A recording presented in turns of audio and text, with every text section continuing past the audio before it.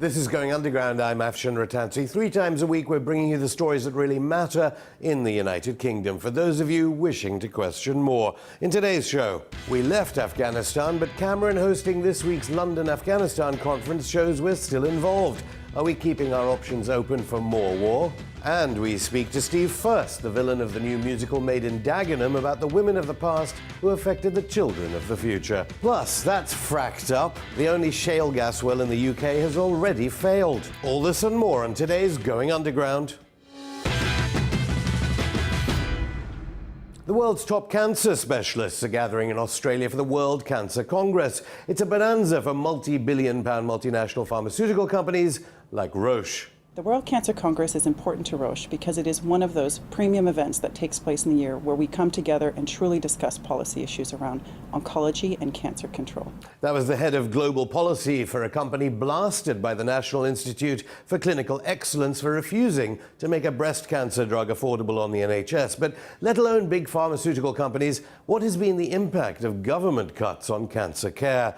Britain, after all, is the best country for healthcare provision in the world, according to the Washington-based Commonwealth Fund. But according to research published in The Lancet, covering 26 million patients with 10 different cancers across nearly 70 countries, Britain's not doing well. More people diagnosed with lung cancer in Malaysia live longer than Britain. You're twice as likely to survive liver cancer in Indonesia than in Britain. And while less than a fifth of stomach cancer patients survive in British hospitals, nearly a third survive if you're treated in Puerto Rico.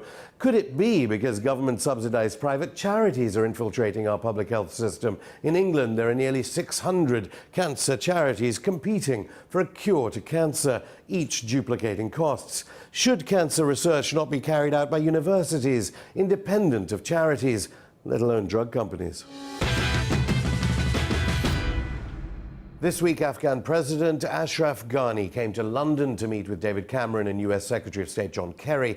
We may have left Helmand, but the legacy of our war in Afghanistan continues. The first US State Department official to resign over the war there was Matthew Hoh. He's a former Marine and he's now Senior Fellow at the Centre for International Policy. And welcome, Matt, to Going Underground. So, Britain's pulled down the Union flag at Camp Bastion. Was it a victory or was it a defeat? Well, thank you for having me here. No, it wasn't a victory.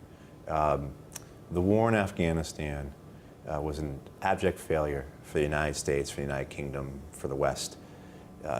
In 2009, when it was decided to escalate the war, we added more foreign troops, we added more foreign money, and now 5 years later, we see a Taliban that's stronger and larger than it was before. Levels of violence are higher than they were in 2009. Every year, more civilians are killed than the year before.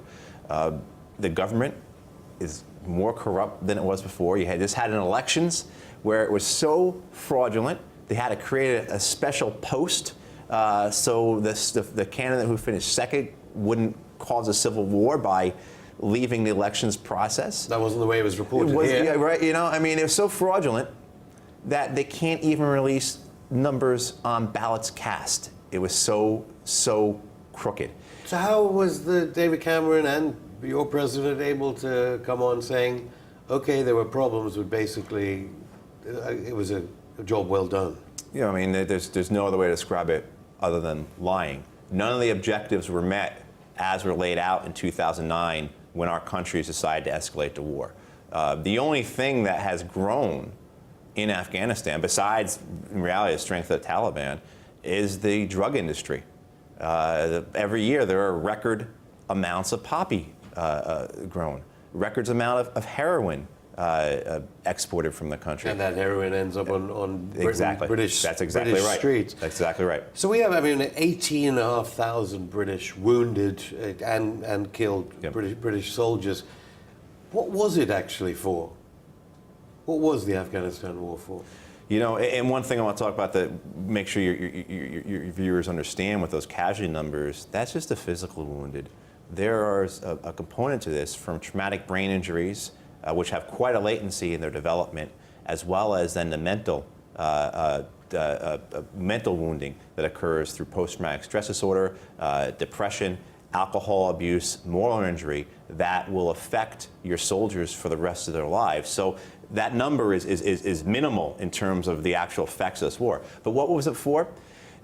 I can't tell you it was for anything that makes any sense to anyone outside of the ruling political circles in the United States and London, or in Washington, D.C. and London. It was for, I believe, political gain in the United States for President Obama to prove that he could be a wartime president, to give the United States a victory overseas, to give the United Kingdom a victory overseas. And I do not see it as any other. Or in our case, is it that Washington basically orders Britain to do Britain what tags it wants, along with and the British United soldiers pay with Yes. their lives? Britain tags along with the United States at the expense of your soldiers' lives. That's exactly right. Do you think the military, former personnel that we see here from British military personnel, big officers, high-ranking, do you think they know that behind the They absolutely what do they're know saying that. to the mainstream media? That actually, look, there were problems, but actually we did do something good. Women's education, all these other great benefits that people like you brought to Afghanistan. I think when you look at that, when you say we've opened this number of girls' schools, we brought these people cell phones, that's meaningless when compared to the suffering that's been inflicted on the people of Afghanistan. So while in one thing I think that's clear about Afghanistan now is the state of civil war it is in, which should have been clear to our decision makers in 2009 and in 2001. The Afghans have been in a state of either outright war or political chaos since the mid-70s. Our intervention into the war on behalf of one side of that conflict has only fueled the conflict, has only made it worse. I don't know how any objective observer looking at Afghanistan now can't say, or can say that it can't say it's not worse. So this notion, going back again to what was it for, did it matter? What were the purposes, are things that both my country and your country, there needs to be a lot of soul searching. And I go and I look at what Sherry Copper-Coles, your ambassador to Afghanistan for many years, speaks about it. He described it to the Los Angeles Times as one bright, glaring lie that everybody in London and Washington, D.C. went along with for personal legacy's sake, for political legacy's sake, and what he also described as a reason for the British Army to be funded. We're already again at war now in Iraq. That's right. Do you think we're at the preliminary stages of a new, more extended war in Iraq? And of course, the Americans are already in war in Syria. How do you get involved in that conflict, in the Syrian civil war, the Iraqi civil war, by supporting one side, or in the Syrian case, maybe opposing everybody? How do you, without offering any type of political solution, without offering any type of chance of reconciliation, how do you get into that and then extricate yourself? In the sense of the American and British involvement in Iraq and maybe possibly the British involvement in Syria, we'll see. What happens when American and British troops are killed there? How does President Obama, how does Prime Minister Cameron say, we're not going to do anything more. We're not going to add any more troops. We're not going to get more. So as we go into it, you're getting further and deeper into this quicksand. Our Foreign Secretary, very clear. We've heard the UK government still insisting that the British taxpayer should be funding moderate rebels in Syria. You know, I've been to war 3 times in my life, and I've never saw moderation. I imagine your veterans say the same. I never saw anything moderate about warfare. I never saw any moderates in warfare. It's amazing some of the terms we come up with to hide or obfuscate the truth about these wars. And in Syria, I go back to this. For 40 years now, the United States and the United Kingdom have been intervening, and even longer actually, have been intervening in a manner in the Middle East where they play off one sect against another, play off one religious group against another religious group, play off one ethnicity against another, either in order to maintain a despot or a dictator in power or to foment some kind of revolution or revolt. And now, what we see now with the death of a couple 100,000 people in Syria, the death of almost 1 million people in Iraq since 2003, that this has just completely gone out of control. There's a hubris among my leaders and your leaders that they think they can control war when the truth is no one has ever been able to control such a thing. So I think there's quite a bit of commonality between my country and your country and our leadership, and I think that's why both our peoples need to work together to put an end to these endless wars that our nations, our political governments seem so eager to keep our countries involved in. Do you think there'll ever be an inquiry? We're waiting here for an inquiry into the reasons we went to the Iraq War and the Iraq War more generally in Britain, the Chilcot inquiry. People haven't really talked about an inquiry into Afghanistan. Should there be an inquiry into what the Afghanistan war was all about? Absolutely. How can you, it might be one thing for you folks to put your poppies in the lapels and tell the troops how much they mean to you and give them some nice seats, you know, at theater events or at sporting events.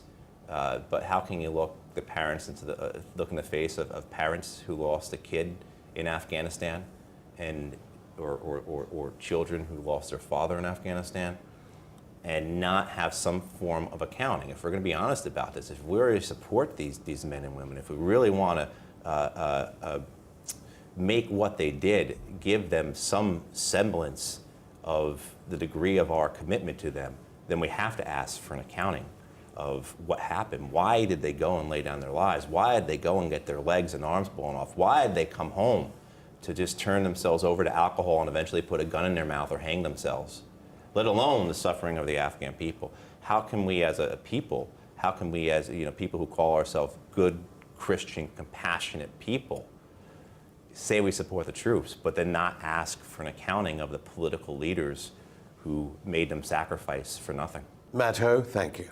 Thank you. Coming up in part 2 of Going Underground, the West End meets the East End to fight for equality. Plus... Order! We all know what the Prime Minister meant! Or do we? That's all coming up after the break.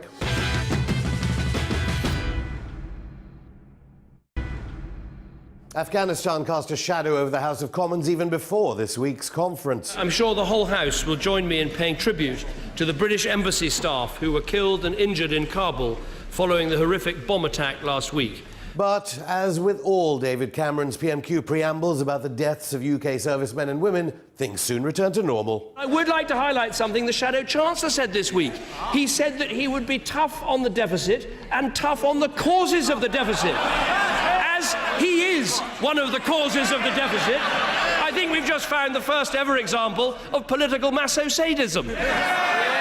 Maso-sadism, presumably consenting partners engaging in aspects of pain or humiliation for sexual pleasure, but in Mesoamerica. Order! We all know what the Prime Minister meant! Some people around the country may wonder whether the Speaker was being partisan there. What Cameron means when he makes promises was an issue for the Leader of the Opposition. He's obviously been visiting the David Mellor School of Charm recently.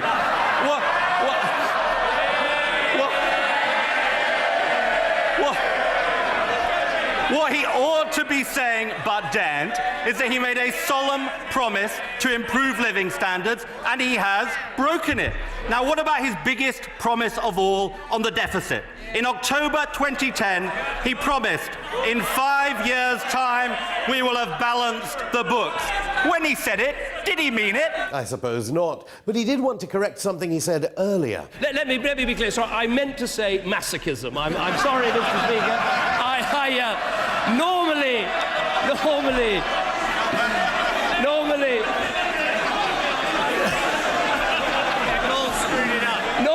with the Shadow Chancellor, I say that he likes to dish it out, but he can't take it. But after this quote, I think he obviously quite likes taking it as well. So there we are. We've learned a lot of interesting things today. Have we? A new musical made in Dagenham has recently opened in the West End about the fight for equal pay in Britain. With us in the studio is one of our country's best-known comedy actors. You might have seen him in Little Britain, or his characters Lenny Beige and the Mayor of Kentish Town. His most recent role is the gun-toting, Stetson-clad all-American villain from the Ford Motor Company, bent on imperial control of British working life. Welcome, Steve Furst, to Going Underground. We all loved it here at Going Underground, the musical. I don't know whether that's Ofcom compliant. I should be dispassionate. Just give us a quick synopsis of the musical. Made in Dagenham tells the story. It's a real story. told in a fictitious way, i.e. that the two central characters are made up, about the women at the Ford Dagenham plant in 1968 who went on strike for equal pay and got it, and it was kind of unprecedented. And Dagenham in Essex for all the Dagenham viewers in around Essex, the country. kind of just beyond London, to the east of London, and Dagenham employed 30,000 people at that time, and it was hugely important in industry. It moves very less. quickly, doesn't it? From micro level, the house of someone working there, a couple working there, right through to internationalism, which is where you come in. Yeah. Tell us about the American angle and who you are. The American angle is it's simply because it's Ford, and Ford being the all-American company. And then it's beautifully written by Richard Bean, who's written One Man, Two Governors, and he's certainly one of our great comedy writers, and is not afraid of politics either. So comedy and politics go very, very well together.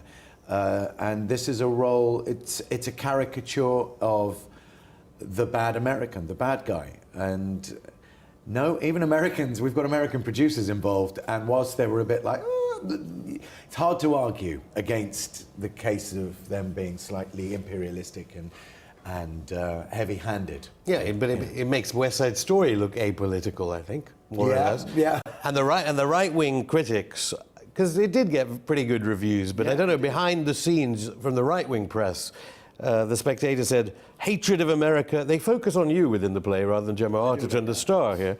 Hatred of America, rude, bullying parochialism, the Quentin Letts in the Mail.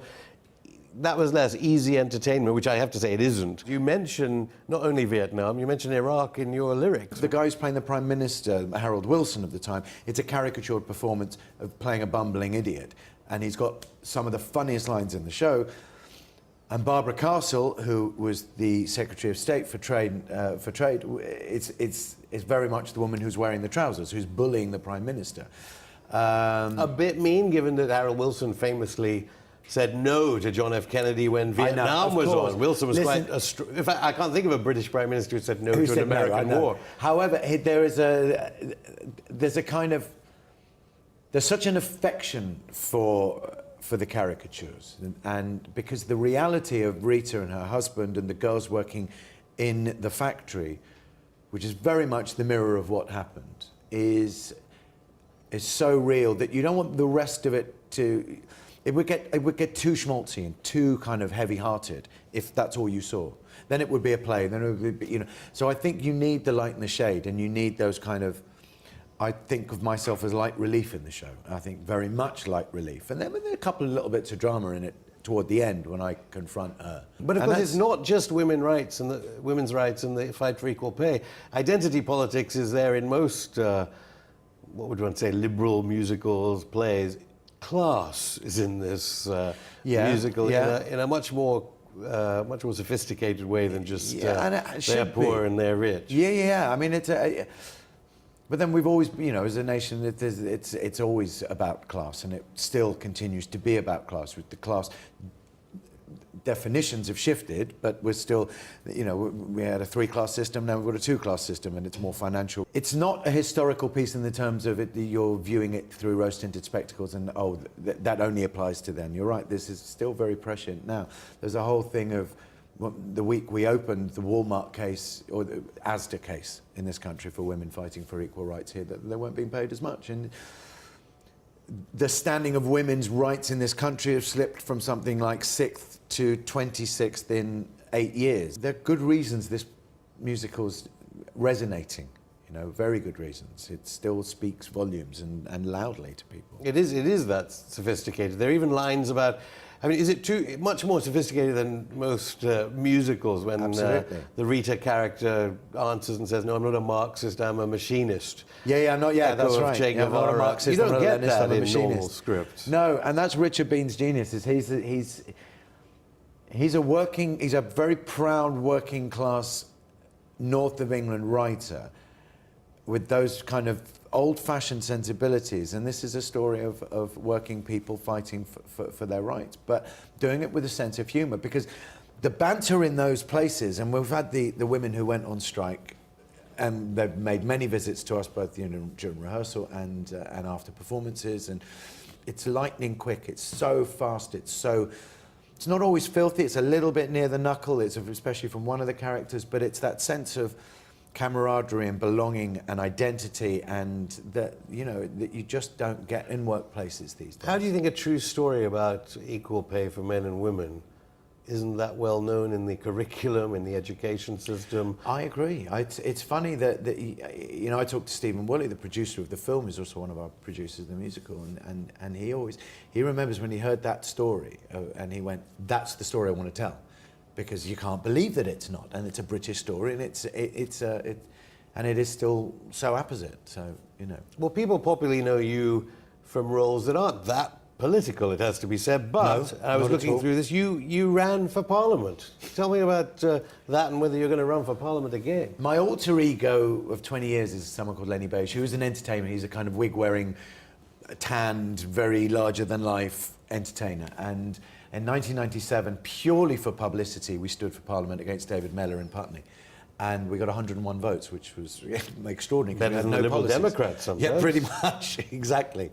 And had no policies. And that was, again, spoke volumes for the people of Putney. Because it was an extraordinary night, that night in May 1997. And it was quite a ridiculous time anyway. And The Tony Blair victory. yeah, and my club was doing very well, and it was a kind of crazy time, and it was wonderful to be part of that and kind of to say to your children, yeah, I stood for Parliament. Now I'm doing a character called the Mayor of Kentish Town, who's a kind of local politician he's slightly misguided, very, very vocal, and he's someone who, weirdly, when I'm talking in this character, the Mayor of Kentish Town, people are like, I'd vote for you, which is worrying on the one hand, but I am coming up with policies that, whilst they're not the most PC and most politically correct, laughing at politics is something that we do very well in this country, and I think it shining a light on the double talk, the nonsense, often the lies, the deceit, the covering up, and the demand for transparency. And I think comedy is a very good way of doing it. And I think, unfortunately, I kind of applaud Russell Brand for what he's doing, but he's doing it quite po-faced. And I think if it's done with more, I think we need more good satirical shows like Spitting Image, and I think Private Eye. Although arguably, when it was more sophisticated, it was just straight Thatcher governments, despite all the satire. That's not to say that it wouldn't change now, and that the need for a satirical show like that, I think, is probably even more important. And I think shows like South Park, when they get it right and when they really attack, they do it better than anybody, because it's 2D cartoons. But there's something about comedy allowing you to do that, and it's very important. I think there's only so much kind of middle-of-the-road anodyne stand-up that you can see, and that you need to have voices that, whilst not being perceived as politically correct, are outspoken, and they're louder, and they're angrier, and they come from the point of view of demanding, at least, that we just alter our view on what's going on. And there's an issue local in London, but presumably replicated around the country when it comes to urban development that I understand you're interested in. The anti-gentrification, and I've just got involved with my friend Tim Arnold, who is a singer-songwriter, and he's third generation Soho of performers, and Madame Jojo's is a very, very famous venue that has gone, and that's done and dusted, and whether we agree with how it was done. This is a nightclub. It's a very famous nightclub, yeah. And the problem is that we're losing we've lost nearly all of those little venues in Soho that were breeding grounds for comedy and for music and for free speech, and Soho's always been about that tradition, from Mozart down through to people now, whether they're kind of transvestite entertainers or comedians or musicians, and it's trying to persuade the powers that be to, whilst gentrification, and I mean, I think it's the way it's become so monetized and But has it always been? Because arguably, some people say it's always changed. London is about organic growth, as other cities have been. And I'm not denying but there's something different now that marks a much more corporate break. I think it's all about corporate identity and homogenization. And whilst every town has always evolved by the nature of it being a town, at least towns had an identity and were different, and their language was different, and now we have the homogenization of language as well. And for me, it's it's not a rose-tinted spectacles, backward-looking view. It's something that you want to keep and hold on to. And how is that campaign going? Well, it's only really just started now. Is it to do with the mayor, Boris Johnson? It is, yeah, and it's trying to just to say to him, Is there something we can do? People are always very, and Boris recently had said about the east of London. Oil prices dropped to a 4-year low this week, prompting analysts to question the economic viability of fracking from California to central Scotland. The average wells in the United States for shale oil need prices greater than $70 a barrel, and these are the average wells. Some producers cannot produce effectively or economically at oil prices of $70. Some can continue to produce below 70. What we will see is less capital expenditure. We'll see fewer wells drilled in the coming year. And so United States production in the shale oil plays will decline. That didn't stop Chancellor George Osborne from promoting dangerous shale gas exploration. He announced at the autumn statement that he's setting up a new fund to frack up the north of England. We're announcing a new sovereign wealth fund for the north of England so that shale gas resources of the north are used to invest in the future of the north. So how is digging up beneath people's homes and compressing jets of water under the ground going? Well, the only shale gas site in the UK in operation hasn't been doing too well. Anti-fracking activists will presumably say, "Told you so." They were demonstrating outside the Priest Hall site in Lancashire, even though there was no evidence to suggest dangerous chemicals leaked into the air or soil.